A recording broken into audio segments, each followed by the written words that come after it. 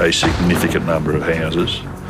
We turned the underworld pretty well upside down and shook it, looking for Mad Max. These are full-on raids. There's no knocking on doors here. There's just sledgehammers through doors, window reamers, door rammers. We upset a lot of bad guys, but in the same breath, we probably upset a few innocent people as well. There's been growing criticism over the handling of the case, both from within the police force and outside, where many homes have been raided. One raid led to a woman being seriously injured after jumping from her bedroom window. All of a sudden, a window opens and this figure in a pink nightie flies out the window. And I'm thinking, Alex, don't pull the trigger, because he's right. George Haitley and I actually follow it to the ground, which is basically what we identify that it's actually a female in her nightie that's come out the window. She came from an Eastern European background, and the police in those countries at that time were renowned for their forcefulness and probably violence. And her best option, I suppose, at the time was to get out the window. Unfortunately for her, it was quite a dangerous option, being on the first level of the house. The raids didn't find Mad Max, but they did shake loose some leads. We were getting all sorts of information coming in. One of those bits of information was the report of a blonde woman being seen with a person looking like Mad Max in the Narberthong area. We later discovered that that person was his girlfriend, a married woman by the name of Margaret Dersmid. 41-year-old Margaret Dersmid appeared in court today charged with 4 counts of being an accessory after the fact to attempted murder. Police allege that Dersmid gave gunman Max Clark sanctuary. Margaret Dersmid was absolutely staunch. She was a supporter of Mad Max and she was totally loyal to him. She was rock solid. She's a full-on crook. The only way that you could know she was in the room was the fact that she was breathing. Wouldn't even give us the time of day. Senior Detective Alexander Krestik strongly opposed bail. He said that Dersmid had helped Clark while fully aware that he was responsible for the shootings. Police later tracked down the movements of Mad Max and Dersmid while they were on the run. We now know that he'd actually gone into the bush with various tracks and other logging coops in the area. And he'd gone to some of these logging coops and actually practiced with his weapons. So he was keeping his skills pretty well toned up while he was on the run. But almost 3 months after the night of rampage by Mad Max, the investigation stalled. The situation was that the investigation had pretty well ground to a halt, and this guy was still at large. So a representation was made to government by the crime department or by the police force, was to post a reward for any information leading to the apprehension of Mad Max.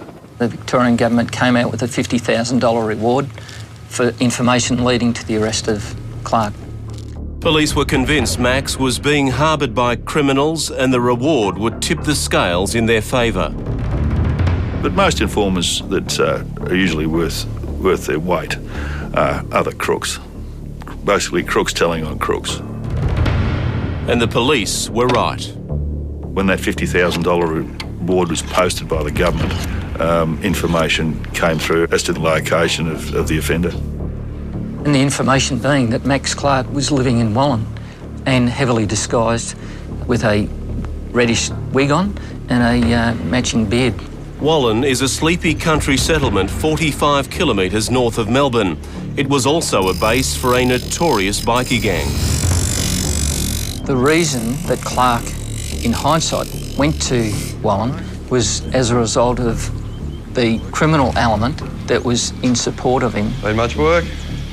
Well, you know, it's a high-profile motorcycle club. They're pretty handy in that sort of thing.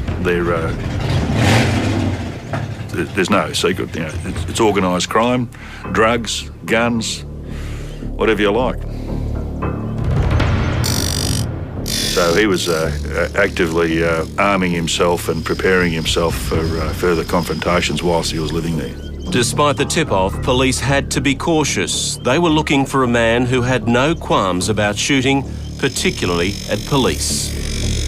So it was decided that there would be a reconnaissance operation conducted. As we could only see very small parts of the house in the course of that reconnaissance, so we had to sweat it out basically and just identify people as they came and went. But then a man they suspected was Mad Max was on the move. A decision had to be made quickly. There was a chance Mad Max could slip through the net again. And I don't think that there was much doubt that it was always going to end up in some type of violent confrontation.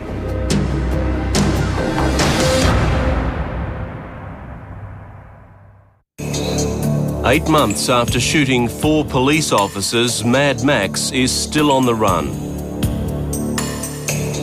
A reward of $50,000 gives police their first big break.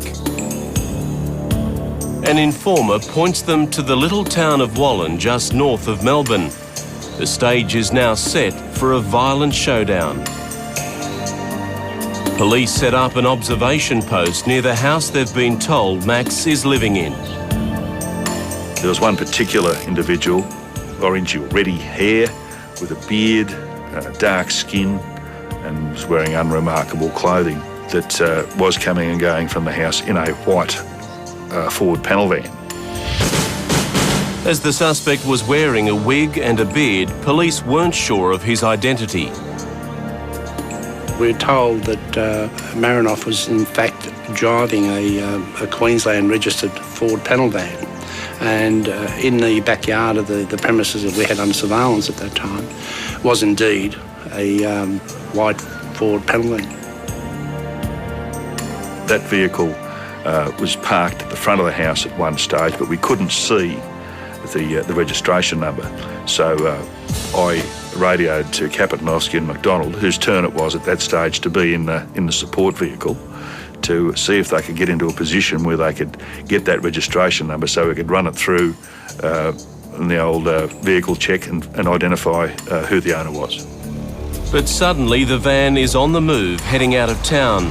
Police still don't know if it's their man, but they have only minutes to make their move or risk losing him again.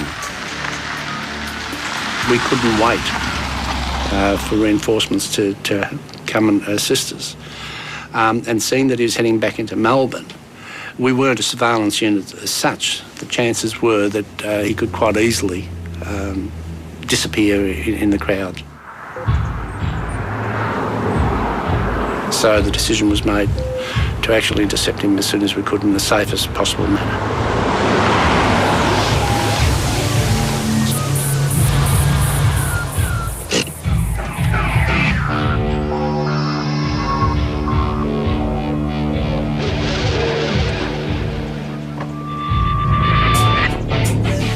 They've got their shotguns ready to go.